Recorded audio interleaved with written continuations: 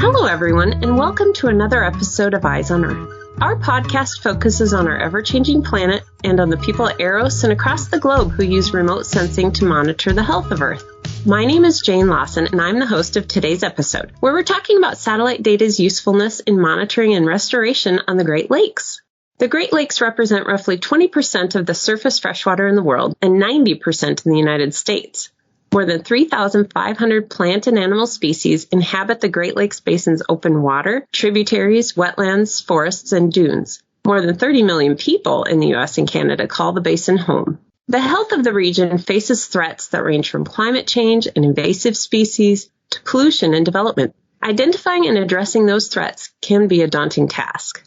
Our guests today are here to talk about how Landsat and other remote sensing tools has helped with some of these challenges. Bob Schuckman is co-director of Michigan Tech Research Institute, or MTRI. He earned his PhD in Oceanic Sciences and Natural Resources and is also a research professor.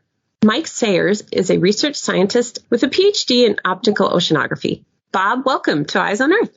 Hi, happy to be here. And Mike, welcome to Eyes on Earth. Thanks, Jane. First, let's talk about some of the challenges to the Great Lakes Basin that you have worked with. Bob, do you want to start? Yeah, I'd be happy to.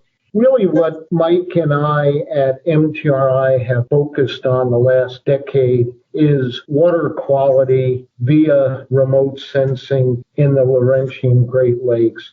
And there are three forcing functions that have greatly altered water quality over the last couple of decades. The big one, climate change, anthropogenic forcing, and invasive species, particularly the mussels that arrived in the 1990s and greatly altered the ecosystem. Now, if we drill down a little more, what does water quality entail for us? It entails chlorophyll, dissolved organic carbons, suspended sediment, water clarity, and light levels.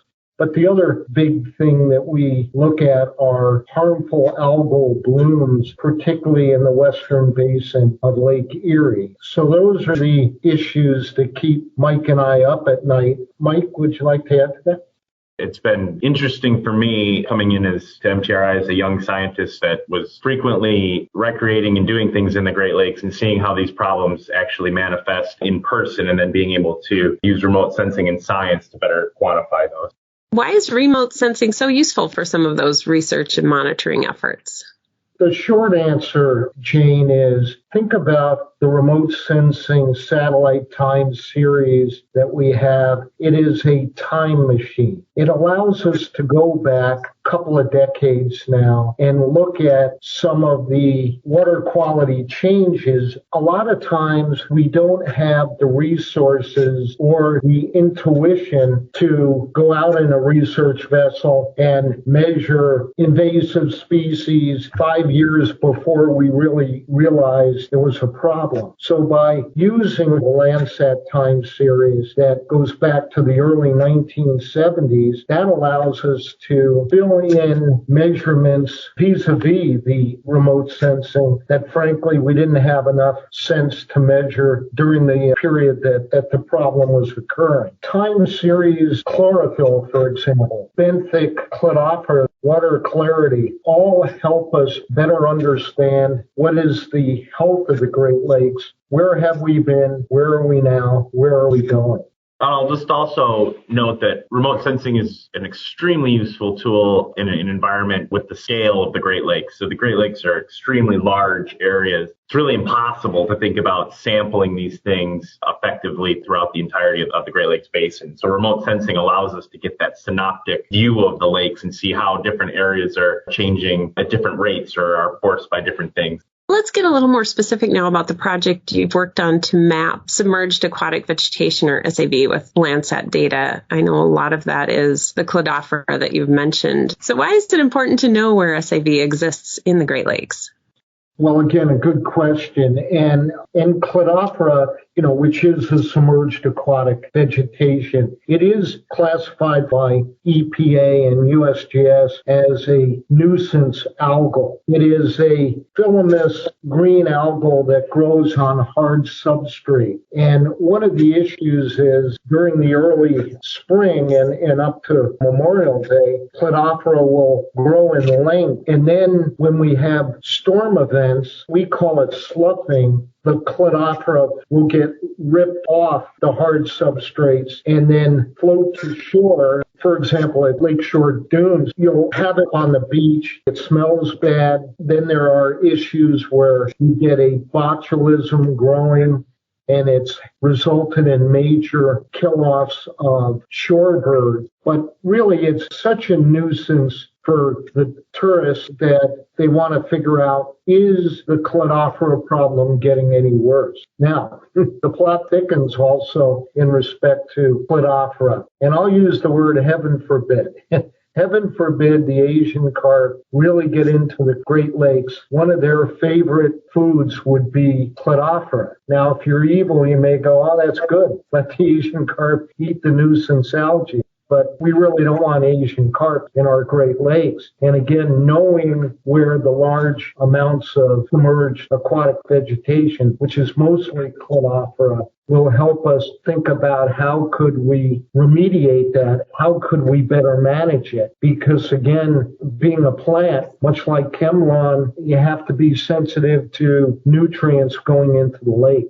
Our work and our maps have also been utilized extensively by the research community, who are really aiming to build models and really understand how the Cladophora grows and the ingredients needed in the right mixtures in order to sort of optimize growth. So they use our maps to understand where these beds of this SAB are and how thinking about hydrodynamics and things like that, and how, as Bob mentioned, nutrients are really important. How does that get delivered to some of these systems? And so they really need to know where these Cladophora beds are to better really understand areas where these more physical lake characteristics are going to impact growth, and then where areas of problem may occur in the future due to point source runoff and things like this.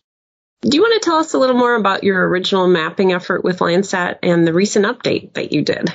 Early in the Great Lakes Restoration Initiative, the GLRI program, we were funded to generate initial SAV distribution in the Great Lakes for roughly the 2010 period. And to do that, we utilized Landsat 5 and Landsat 7 data in conjunction with a depth invariant index algorithm. The idea is to make the reflectance from the bottom, let's say sand in this case, in 2 meters of water, look the same or be the same value as it would be in 10 meters of water. And if you don't do that, the bottom maps won't work in the sense that the different bottom types will be mapped incorrectly. That was really useful. That allowed the community to see where and how much SAV was within the Great Lakes. The EPA came back and wanted an update, essentially to utilize the same methodologies as we did before and remap the SAV and see, could we see differences? For that, we utilized Landsat 8, which had recently come online for the community, and we were able to generate a SAV distribution map for the 2018 period, which allowed us to look at some changes over time.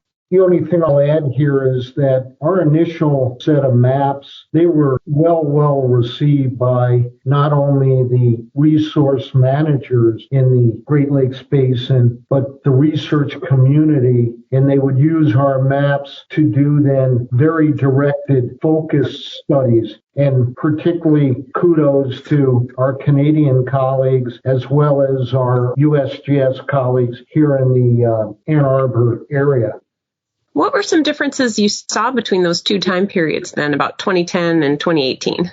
The differences were mostly localized in the sense that we didn't see any, I would say, broad scale changes within a given lake. So we didn't see a generalized loss or gain of SAV, but we did see gains and losses in individual areas throughout the lakes. And one of the interesting examples of that was at the Sleeping Bear Dunes National Lakeshore in Lake Michigan, which is an area with an extensive shallow water area that is conducive to Cladophora growth, and one of the most heavily populated areas of Cladophora in the entire lakes. Many of the fish kills and bird kills that Bob spoke about earlier occurred. in the update, we saw significant areas of gains and loss, which was at first a bit unexpected. And so being the scientists that we are, we loaded up the boat and went out to verify that. And the areas that we showed as loss were predominantly related to mussel shell beds. So as Bob mentioned earlier on, the invasive species, the zebra mussels and quagga mussels, had come in and colonized the bottom. And if you remember what Bob said, this cladophora requires a hard substrate. The shell beds provided just that. And so in that 2010 period, we saw extensive SAV growth or cladophora growth on these shell beds. But by the 2018 period, many of these mussels had died and the shell beds were degrading and being covered by sand. And so we saw a lot of loss associated with these shell beds kind of going back to the natural sand environment. So that was an interesting finding. We also saw some areas of gain, which were actually we associated with the increased water level between the two time periods. We saw roughly, I think it was 1.5 meters more water in the 2018 period. We suspect that that allowed for cladophora to grow into these areas that previously were too shallow, which allowed the wave action, more velocity at the bottom, so the cladophora couldn't stay attached and it was not conducive to growth. And it also perhaps served as a purpose to regulate the amount of light at depth so that the cladophora was sort of in its optimal areas.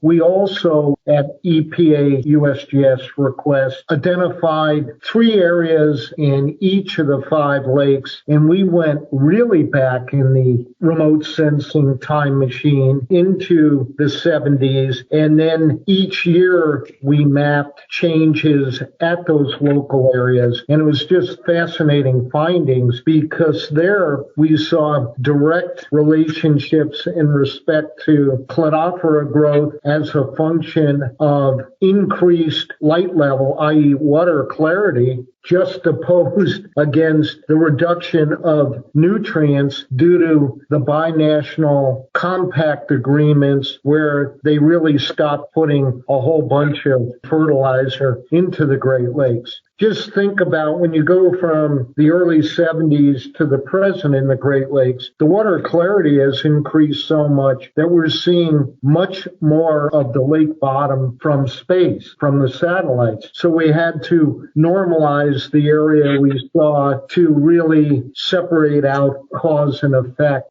So really, for a project like this, I know you work with a lot of different remote sensing methods, but Landsat was kind of key for this particular project.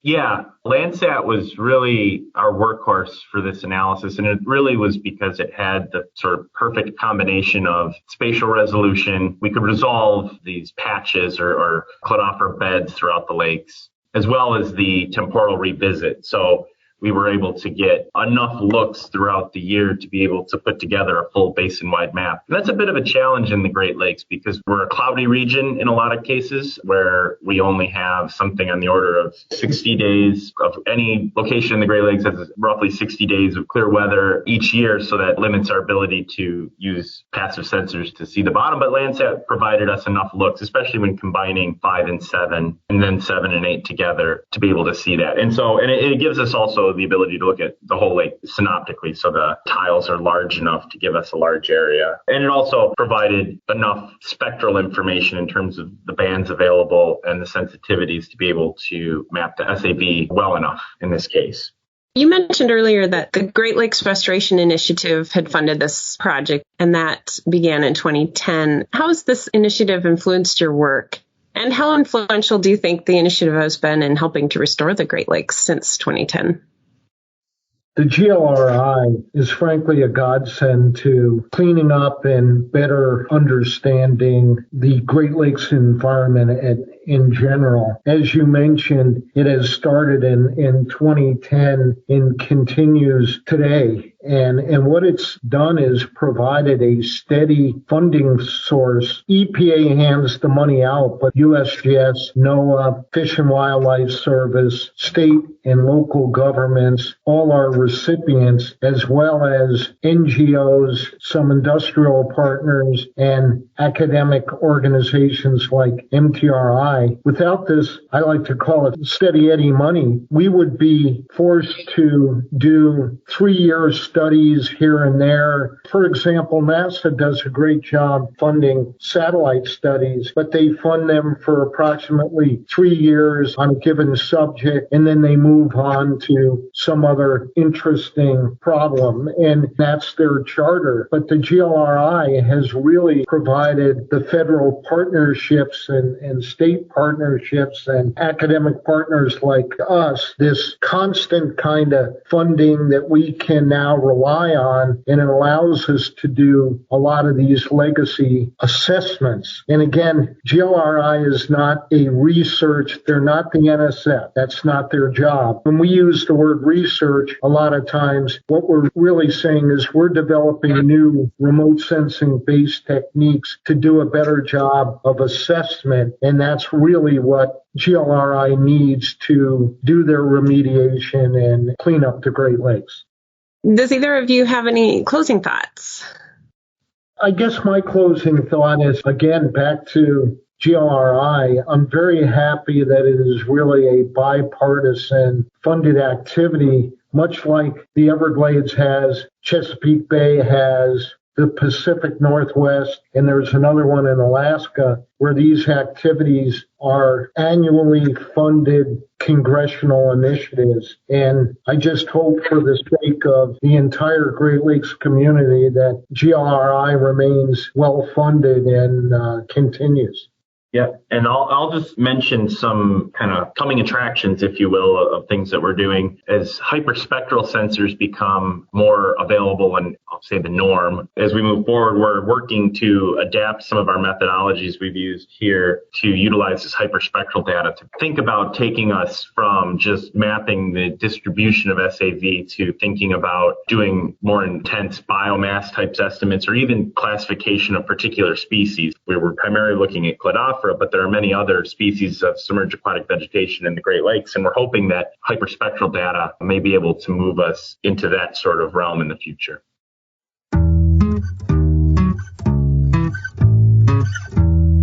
Well, thank you, Mike and Bob, for joining us for this episode of Eyes on Earth, and thank you to the listeners as well. Check out the AROS Facebook and Twitter pages to watch for our newest episodes. You can also subscribe to us on Apple Podcasts. This podcast is a product of the U.S. Geological Survey, Department of the Interior.